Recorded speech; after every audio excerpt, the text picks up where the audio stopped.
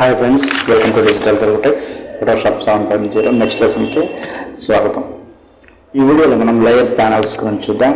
మీరు ఎప్పుడు కూడా వీడియోస్ అనేవి స్కిప్ చేయకుండా చూసినప్పుడే ఎడ్యుకేషనల్ ట్యూటోరియల్స్ అనేవి మీకు అర్థమవుతాయి. మీరు వీడియో స్కిప్ చేస్తే ఖచ్చితంగా ఏవైతే మీకు అప్పటికే అర్థం కావు, మీరు నేర్చుకోలేరు. ఓకే, ఇది మైండ్లో పెట్టుకోండి. లేయర్ ప్యానల్ ఆల్రెడీ నేను లేయర్స్ గురించి ఒక చిన్న వీడియో అయితే నేను చేశాను, అది చూడండి. ఇది కంప్లీట్ లేయర్ ప్యానల్ గురించి మనం మాట్లాడుకున్నాం. ఇది మొత్తం లేయర్ ప్యానల్, ఇది ఛానల్ ప్యానల్, ఇది పార్ట్స్. వీటి గురించి వచ్చినప్పుడు మనం మాట్లాడుకున్నాం. ప్రజెంట్ ఇక్కడ ఉన్న ప్యానల్స్ ఆప్షన్స్ మొత్తం ఒకసారి చూద్దాం మనం, ఇవి ఏమేంటి అని చెప్పేసి. ఇవి చూడండి, అన్ని కొన్ని డిజాక్టివ్లో ఉన్నాయి, కొన్ని ఏమో యాక్టివ్లో ఉన్నాయి, కొన్ని ఏమో మేబీ ఇన్విజిబుల్గా ఉన్నాయి, యాక్టివ్లో లేవు. చూడండి మనకి మరి ఎప్పుడు యాక్టివ్గా ఉంటాయి అంటే ఎప్పుడైతే మనం ఒక లేయర్ అనేది క్రియేట్ చేస్తామో, చూడండి అన్నీ యాక్టివ్ అయిపోయినాయి. డిలీట్ యాక్టివేట్ అయిపోయింది, న్యూ ఫిల్ లేయర్ యాక్టివేట్ అయిపోయింది, ప్లస్ ఇక్కడ లేయర్ మాస్క్ అనేది కూడా యాక్టివేట్ అయిపోయింది. వీటన్నిటి గురించి మనం మాట్లాడుకుందాం. ఫస్ట్ ఈ లేయర్స్ గురించి ఇక్కడ మనం మాట్లాడదాం. ఇక్కడ ఫస్ట్ ఇవి బ్లెండింగ్ మోడ్స్. వీటి గురించి నేను ప్రతి ఒక్క దాని గురించి నేను చెప్తాను. ప్రజెంట్ ఈ బ్లెండింగ్ మోడ్స్ అంటే ఒక కలర్లో ఇంకో కలర్ ఎలా మనం మేబీ మిక్స్ చేసేటప్పుడు మనం యూజ్ చేస్తాము ఎఫెక్ట్స్ కోసం. ఇవి కూడా నేను వచ్చినప్పుడు చెప్తాను. ఇక్కడ ఇది ఒపాసిటీ. ఈ ఒపాసిటీ అనేది మనకి ఎలా యూజ్ అవుతుంది అనేది ఒక చిన్న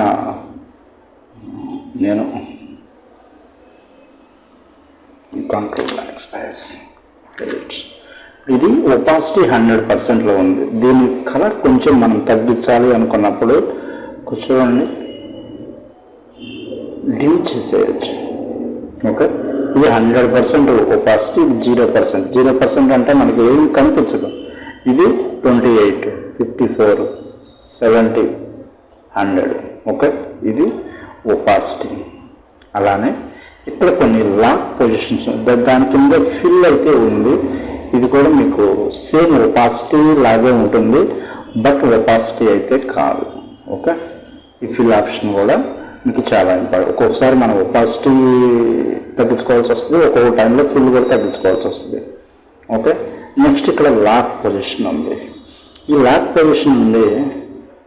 లాక్ ఇప్పుడు మనం number of layers, number of text మనం చేసినప్పుడు ఈ లాక్స్ అనేది మనకి చాలా యూజ్ అవుతుంది.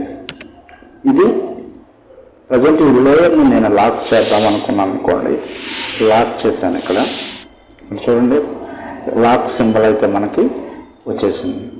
ఓకే, ఇప్పుడు దీన్ని నేను మూవ్ టూల్తో మూవ్ చేస్తే లాక్ అవ్వదు. చూడండి, ఇది లాక్ అని మూవ్ అవ్వదు. అంటే మనకి వర్క్ చేసేటప్పుడు డిస్టర్బెన్స్ కాకుండా, ఇప్పుడు సపోజ్ నేను దీన్ని లాక్ అయితే రిమూవ్ చేస్తున్నాను. ఓకే, దాని మీద మళ్ళీ ప్రెస్ చేస్తే రిమూవ్ అయిపోతుంది. నేను ఒక 4-5 లేయర్స్ తీసుకుంటున్నాను. ఓకే, ఇప్పుడు దీని మీద మనం వర్క్ చేయాలి. సపోజ్ ఈ సెంటర్ దాని మీద మనం వర్క్ చేయాలి. ఇది మనం ఒక డిజైను.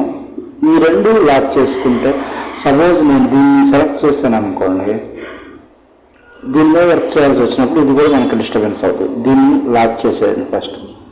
అలానే దీని మీద క్లిక్ చేస్తే దీన్ని లాక్ చేయండి. ఇప్పుడు ఈ రెండు లాక్ అవ్వు, ఒక కథలు, కానీ ఇది ఒక్కటే మూవ్ అవుతుంది. చూడండి, దీన్ని మనం సింపుల్గా మోడిఫికేషన్ చేసుకోవచ్చు. మనం కలర్స్ ఎనీ వర్క్, ఏ వర్క్ కావాలన్నా ఆ వర్క్ కూడా మీరు సింపుల్గా చేసుకోవచ్చు. ఓకే, ఇలా దాని పొజిషన్ మార్చుకోవచ్చు. ఎలా కావాలంటే ఇది మిగతా మూవ్ అవ్వు, ఎందుకంటే అది లాక్ పెట్టాము. ఇది లాక్. ఓకే, దీని లాక్ మళ్ళీ నేను రిమూవ్ చేస్తున్నాను. ఓకే, నెక్స్ట్ ఇదేంటి చూడండి, లాక్ పొజిషన్. లాక్ పొజిషన్ అన్నా కూడా సేమ్ మనకి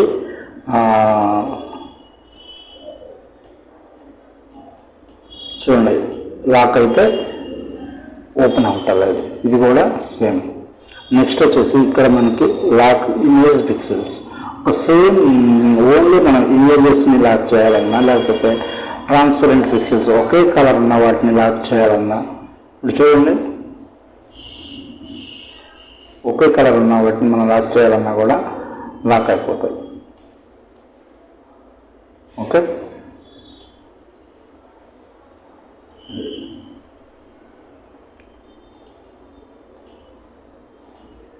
నెక్స్ట్ వచ్చేసరికి ఇక్కడ ఐ విజిబిలిటీ ఉంది, అది దాన్ని మనం విజిబిలిటీని ఆఫ్ చేయొచ్చు. విజిబిలిటీని ఆఫ్ చేస్తే చూడండి బ్యాక్గ్రౌండ్ కూడా మనకి ట్రాన్స్పరెంట్గా కనిపిస్తుంది. ఇది విజిబిలిటీ.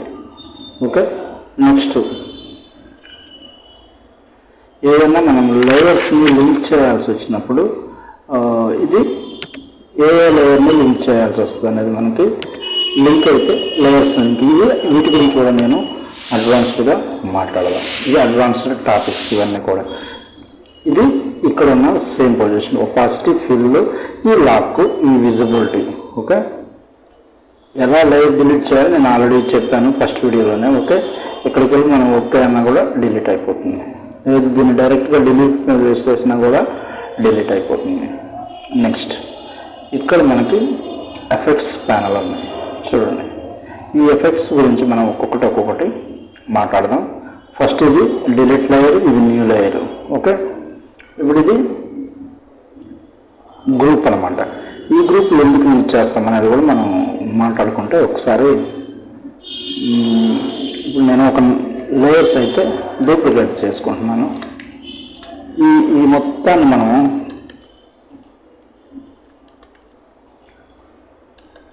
సెలెక్ట్ చేసుకొని ఈ లేయర్స్ని మనం ఈ సెట్లోకి మనం వీటిని ఒక గ్రూప్ లాగా సెట్ చేసుకోవచ్చు. ఓకే, అది ఎలానో కూడా మీకు ఒకసారి నేను తర్వాత అడ్వాన్స్డ్లో చూపిస్తాను.